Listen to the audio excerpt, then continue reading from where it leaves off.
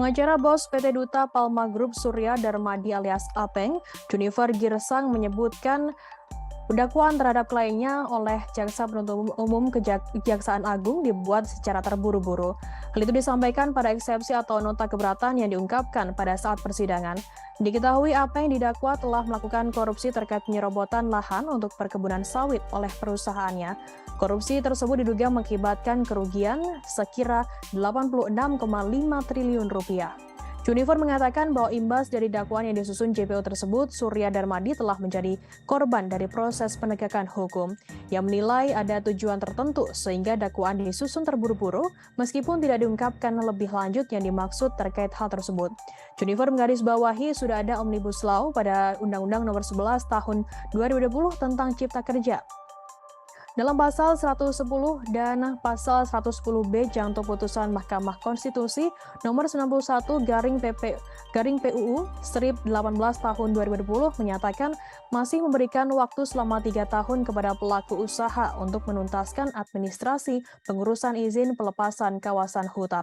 Untuk itu ia meyakini Surya Darmadi tidak akan menjalani proses hukum seperti sekarang ini jika JPU tidak terburu-buru dalam mengambil langkah. Junifer pun menjelaskan dasar penilaian tersebut. Dalam kasus ini, Surya Darmadi didakwa melakukan korupsi yang menyebabkan kerugian perekonomian negara sekira 73,9 triliun rupiah. Korupsi terkait penyerobotan lahan untuk perkebunan sawit oleh perusahaan Apeng dilakukan bersama mantan Bupati Indragiri Hulu Raja Tamsir Rahman. Apa yang disebut telah memperkaya dirinya dengan uang sebesar 7,593 triliun dan 7,885 dolar Amerika Serikat.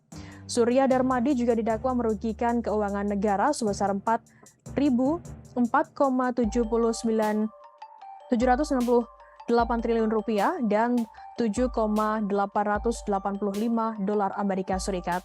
Total kerugian di kasus ini senilai 86,547 triliun rupiah. Surya Darmadi didakwa dengan pasal 2 ayat 1 atau pasal 3 Janto pasal 18 Undang-Undang Nomor 31 tahun 1999 tentang pemberantasan tindak pidana korupsi sebagaimana diubah dengan Undang-Undang Nomor 20 tahun 2001 tentang perubahan atas Undang-Undang Nomor 31 tahun 1999 tentang pemberantasan tindak pidana korupsi Janto pasal 55 ayat 1 ke 1 KUHP. Apa yang juga didakwa dengan pasal 3 atau pasal 4 Undang-Undang Nomor 8 tahun 2010 tentang pemberantasan tindak pidana pencucian uang. Akan kami tampilkan Tribuners wawancara dari Surya Darmadi, Junifer Girsang. Eksepsi kita hari ini menjelaskan kepada kejaksaan maupun majelis hakim bahwa dakwaan kepada klien kami ini sebetulnya tidak ada dasarnya. Karena apa? Yang pertama dikatakan menguasai kawasan hutan di 5 perusahaan, 2 sudah memiliki HGU.